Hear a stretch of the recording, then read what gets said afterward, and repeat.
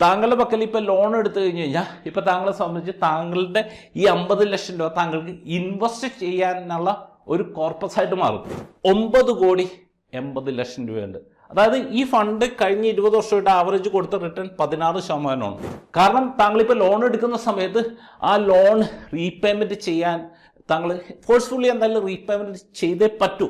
താങ്കൾ അതിനുവേണ്ടി പണിയെടുക്കും. ഇനി എന്തെങ്കിലും കാരണവശാൽ താങ്കൾക്ക് റീപേയ്മെൻറ്റ് ഇപ്പം 5 വർഷം 10 വർഷം കഴിഞ്ഞിട്ട് റീപേയ്മെൻറ്റ് ചെയ്യാൻ പറ്റാത്തൊരു സിറ്റുവേഷൻ വന്നു കഴിഞ്ഞാലും താങ്കളെ സംബന്ധിച്ച് ആ ഒരു ബാക്കപ്പ് തുക ഇവിടെ ഉണ്ടാവും. തൊമ്മിച്ചൻ ഒരു വീട് പണിയണം. നിലവിൽ അദ്ദേഹത്തിന്റെ പക്കൽ 50 ലക്ഷം രൂപയുണ്ട്. ഈ 50 ലക്ഷം രൂപ ഉപയോഗിച്ച് വീട് പണിയണോ അല്ലെങ്കിൽ ലോൺ എടുത്തിട്ട് വീട് പണിയുന്നതായിരിക്കും കൂടുതൽ നല്ലത്? ഞാൻ പറയുന്ന ഒരു കാര്യം എന്താണെന്ന് വെച്ച് കഴിഞ്ഞാൽ ഇദ്ദേഹത്തിനെ സംബന്ധിച്ച് ലോൺ എടുത്തിട്ട് വീട് പണിയുന്നതായിരിക്കും കൂടുതൽ ലാഭകരം എന്നതാണ്. അതെങ്ങനെയെന്നല്ലേ, അതിനെക്കുറിച്ചെല്ലാം ഇന്നേ ദിവസം നമുക്ക് വളരെ വിശദമായിട്ട് താങ്കൾക്ക് മനസ്സിലാക്കാം.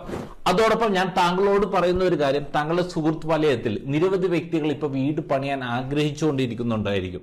അവർക്കെല്ലാവർക്കും വളരെ ഉപകാരപ്രദമായിട്ടുള്ള ഒരു വീഡിയോ ആണ്. അതുകൊണ്ട് തന്നെ എല്ലാ സുഹൃത്തുക്കൾക്കും താങ്കൾക്ക് ഈ വീഡിയോ താങ്കൾ തീർച്ചയായും താങ്കൾ ഷെയർ ചെയ്തു കൊടുക്കണം.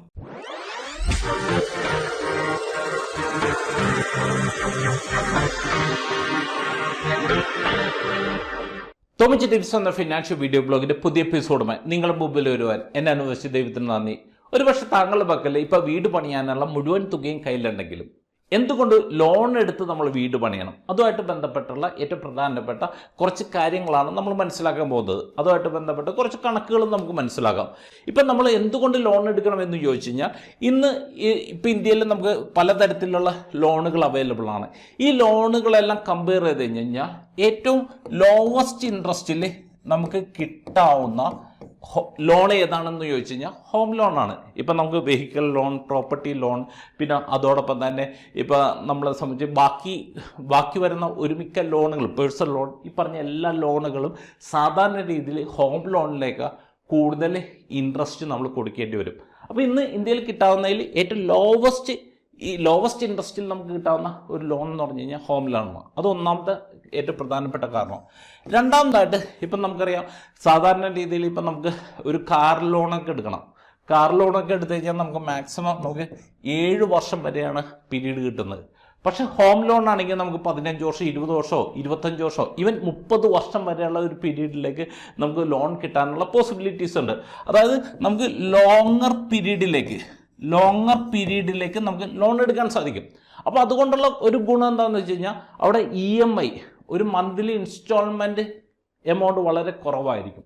പിന്നെ മൂന്നാമതായിട്ട് ഇപ്പം നമ്മളെ സംബന്ധിച്ച് പ്രത്യേകിച്ച് ഇന്ത്യയിൽ വർക്ക് ചെയ്യുന്ന ഒരു വ്യക്തി അല്ലെങ്കിൽ ഇന്ത്യയിൽ ഇൻകമുള്ള ഒരു വ്യക്തിയാണ് താങ്കളെങ്കിൽ ഇപ്പം താങ്കളെ സംബന്ധിച്ച് ടാക്സ് ബെനിഫിറ്റുകൾ നമുക്ക് ഹോം ലോണിൽ നമുക്ക് കിട്ടും. ഇപ്പം നമുക്കറിയാം, ഇപ്പം ടാക്സ് ബെനിഫിറ്റ് എന്ന് പറഞ്ഞു കഴിഞ്ഞാൽ 2 തരത്തിലുള്ള ടാക്സ് ബെനിഫിറ്റ് ഉണ്ട്. സെക്ഷൻ 80C എന്ന് പറഞ്ഞു കഴിഞ്ഞാൽ ഇപ്പം നമ്മൾ അതിലേക്ക് അടക്കുന്ന ഹോം ലോണിലേക്ക് അടക്കുന്ന പ്രിൻസിപ്പിളിൽ നമുക്കൊരു 1.5 ലാക്ക് വരെ നമുക്ക് നമ്മളുടെ ഇൻകത്തിൽ നിന്ന് ഡിഡക്റ്റ് ചെയ്യാനുള്ള ഓപ്ഷൻസ് നമുക്ക് അവിടെ കിട്ടും. പിന്നെ അതോടൊപ്പം തന്നെ ഇപ്പം സെക്ഷൻ 24B, ഇപ്പം നമ്മൾ ഹോം ലോൺ അടക്കുന്ന സമയത്ത് അതിലേക്ക് വരുന്ന ഇൻട്രസ്റ്റിൻ്റെ പോർഷൻ ഉണ്ട്. ആ ഒരു പോർഷൻ നമുക്കൊരു 2 ലാക്ക് വരെ നമുക്ക് ഡിഡക്ഷന് നമുക്ക് സബ്മിറ്റ് ചെയ്യാൻ പറ്റും. ഈ ഒരു ബെനിഫിറ്റ് ഇപ്പം നമ്മളെ സംബന്ധിച്ച് നമുക്ക് ഹോം ലോൺ എടുക്കുന്ന സമയത്ത് നമുക്ക് കിട്ടാനുള്ള വകുപ്പുകളുണ്ട്. പിന്നെ അതോടൊപ്പം തന്നെ ഇനി ഞാൻ കണക്കൂട്ടാൻ പോകുന്നതെന്ന് പറഞ്ഞു കഴിഞ്ഞാൽ ഇപ്പം താങ്കളെ സംബന്ധിച്ച് ഇപ്പം സപ്പോസ് താങ്കൾക്ക് ഇപ്പോൾ ഒരു 50 ലക്ഷം രൂപ താങ്കളുടെ കയ്യിലുണ്ട്. ഈ ഒരു 50 ലക്ഷം രൂപ വെച്ച് താങ്കൾ വീട് പണിയാൻ തീരുമാനിച്ചെന്ന് വിചാരിക്കുക. അതേസമയം ഇപ്പം വേറൊരു വ്യക്തി ഈ 50 ലക്ഷം രൂപ വെച്ച് വീട് പണിതില്ല, അതിന് പകരം 50 ലക്ഷം രൂപ ലോൺ എടുത്ത് വീട് പണിതു. ഈ ഒരു 50 ലക്ഷം രൂപ ഏറ്റവും നല്ല രീതിയിൽ, മികച്ച രീതിയിൽ നിക്ഷേപിച്ചു എന്ന് വിചാരിക്കാം. അപ്പം അങ്ങനെയാണെങ്കിൽ എന്താണ് സംഭവിക്കുന്നത് എന്ന് നമുക്ക് ജസ്റ്റ് നോക്കാം. ഈ പറഞ്ഞ കാൽക്കുലേഷൻ എല്ലാം താങ്കൾക്ക് ഡൈസ് ഇൻവെസ്റ്റിൻ്റെ വെബ്സൈറ്റ് എടുക്കുക. അതിൽ കാൽക്കുലേറ്റേഴ്സ് എന്ന് പറഞ്ഞൊരു ഓപ്ഷൻ ഉണ്ട്. ആ ഓപ്ഷൻ എടുത്തതിന് ശേഷം നമുക്ക് ആദ്യം EMI, അതായത് നമ്മളിപ്പോൾ ഒരു 50 ലക്ഷം രൂപയുടെ ലോൺ എടുത്തു കഴിഞ്ഞ് കഴിഞ്ഞാൽ അതിൽ എത്രയാണ് EMI വരുന്നത് എന്നതിനെക്കുറിച്ച് നമുക്ക് ജസ്റ്റ് ഒന്ന് നോക്കാം. ഇപ്പോൾ താങ്കൾ എടുക്കുന്നത് 50 ലക്ഷം രൂപയാണ് താങ്കൾ ലോൺ എടുക്കുന്ന എമൗണ്ട്.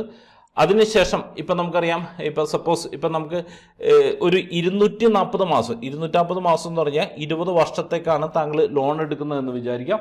ഇപ്പം നോർമൽ ഇപ്പം നമുക്കറിയാം, ഇപ്പോൾ ഒരു നോർമൽ സിറ്റുവേഷനിൽ നമുക്കൊരു 9% ഇൻട്രസ്റ്റ് ആണ് ഹോം ലോൺ നോക്കുക. അങ്ങനെയാണെങ്കിൽ ഇവിടെ നമുക്ക് കാണാവുന്ന ഒരു കാര്യം, ഇപ്പം താങ്കളെ സംബന്ധിച്ച് ഏകദേശം ഒരു 45,000 രൂപയാണ് താങ്കൾക്ക് EMI ആയിട്ട് അടയ്ക്കേണ്ടി വരുന്നത്. അതായത് ഈ 50 ലക്ഷം രൂപക്ക് 57 ലക്ഷം രൂപ, അതായത് 57,96,000, അതായത് 58 ലക്ഷം രൂപയോളം താങ്കൾ എക്സ്ട്രാ പേ ചെയ്യേണ്ടി വരും. അതായത് ഈ ലോൺ ക്ലോസ് ചെയ്യണമെന്നുണ്ടെങ്കിൽ 50 ലക്ഷം രൂപയുടെ ലോണിന് ഏകദേശം 1,08 ലക്ഷം രൂപ തിരിച്ചടിച്ചു കഴിഞ്ഞാൽ മാത്രമേ ഇപ്പം താങ്കളെ സംബന്ധിച്ച് താങ്കൾക്ക് ഈ ലോൺ ക്ലോസ് ചെയ്യാൻ സാധിക്കുകയുള്ളൂ.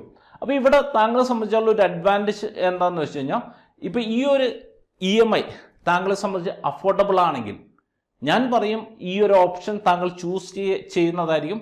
ഈവൻ താങ്കളുടെ കയ്യിൽ ഈ 50 ലക്ഷം രൂപ കയ്യിലുണ്ടെങ്കിലും ഈ ഒരു ഓപ്ഷൻ ചൂസ് ചെയ്യുന്നതായിരിക്കും കൂടുതൽ നല്ലത്. എന്തുകൊണ്ടാണെന്ന് വെച്ച് കഴിഞ്ഞാൽ ഈ 50 ലക്ഷം രൂപ ഇപ്പം ഞാൻ ഡയസ് ഇൻവെസ്റ്റിൻ്റെ തന്നെ മറ്റൊരു കാൽക്കുലേഷൻ ഞാൻ ഇവിടെ എടുക്കുന്നതാണ്. ഈ കാൽക്കുലേറ്റേഴ്സ് എടുത്തതിന് ശേഷം ഇവിടെ ഇപ്പം നമ്മളെ സംബന്ധിച്ച് നമുക്കിവിടെ ലംസം കാൽക്കുലേറ്റർ എന്ന് പറഞ്ഞൊരു ഓപ്ഷൻ ഉണ്ട്. താങ്കളുടെ പക്കൽ ഇപ്പോൾ ലോൺ എടുത്തു കഴിഞ്ഞ് കഴിഞ്ഞാൽ ഇപ്പം താങ്കളെ സംബന്ധിച്ച് താങ്കളുടെ ഈ 50 ലക്ഷം രൂപ താങ്കൾക്ക് ഇൻവെസ്റ്റ് ചെയ്യാനുള്ള ഒരു കോർപ്പസ് ആയിട്ട് മാറും. അപ്പോൾ ഞാനിവിടെ ജസ്റ്റ് ഒന്ന് ഈ 50 ലക്ഷം രൂപ ഞാൻ ടൈപ്പ് ചെയ്യാനാണ്.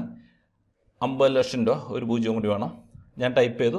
അതിനുശേഷം ഇവിടെ നമ്മളെ സംബന്ധിച്ച് നമ്മുടെ ലോൺ പീരീഡ് എന്ന് പറഞ്ഞു കഴിഞ്ഞാൽ 240 മാസമാണ്. അതും ഞാൻ ഇവിടെ ടൈപ്പ് ചെയ്തു. ഓൺ ആൻ ആവറേജ് താങ്കളുടെ ഒരു ഇൻവെസ്റ്റ്മെൻറ്റിൽ നിന്ന് താങ്കൾക്കൊരു 12% റിട്ടേൺ കിട്ടി എന്ന് നോക്കുക. അപ്പം നേരത്തെ നമ്മൾ മനസ്സിലാക്കിയ ഒരു കാര്യം എന്താണ്, ഈ 50 ലക്ഷം രൂപ ലോൺ എടുത്തു കഴിഞ്ഞാൽ 240 മാസം കൊണ്ട് ഇപ്പം നമ്മളെ സംബന്ധിച്ച് 1,08 ലക്ഷം രൂപയോളം നമ്മൾ അടയ്ക്കേണ്ടി വരും.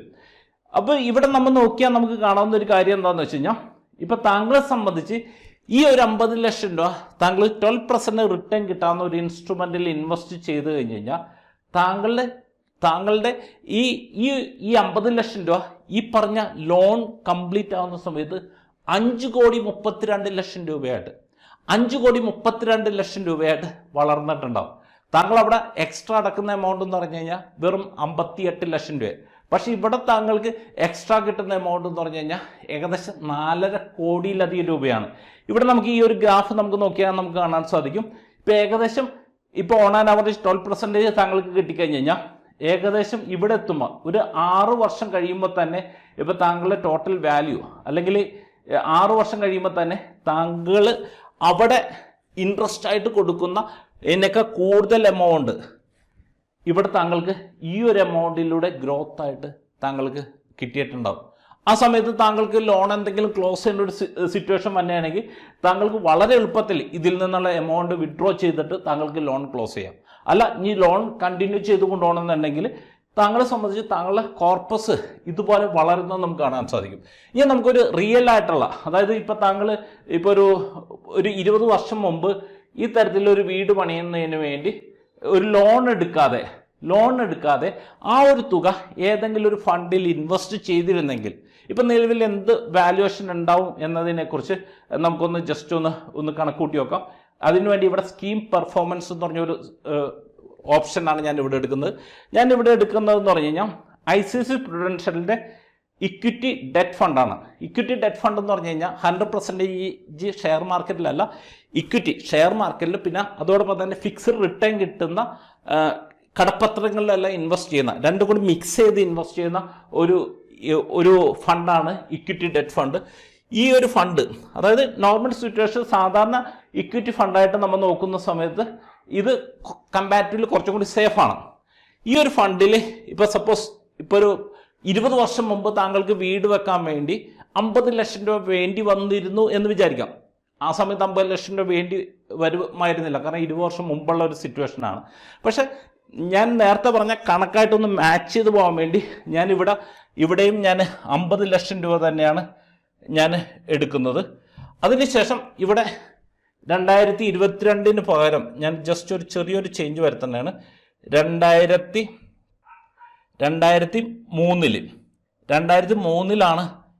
താങ്കൾ ഈ ഒരു തുക ഇൻവെസ്റ്റ് ചെയ്യുന്നു. അതായത് 50 ലക്ഷം രൂപ ഇൻവെസ്റ്റ് ചെയ്യുന്നു. ഇപ്പം നിലവിൽ താങ്കൾ അതായത് 20 വർഷം ഈ സമയത്താണ് താങ്കൾ ലോൺ അവസാനിക്കണമെങ്കിൽ താങ്കളെ സംബന്ധിച്ച് താങ്കൾ ലോണിലേക്ക് അടക്കുന്ന എമൗണ്ട് ഏകദേശം എക്സ്ട്രാ എമൗണ്ട് എന്ന് പറഞ്ഞാൽ 58 ലക്ഷം രൂപയാണ്.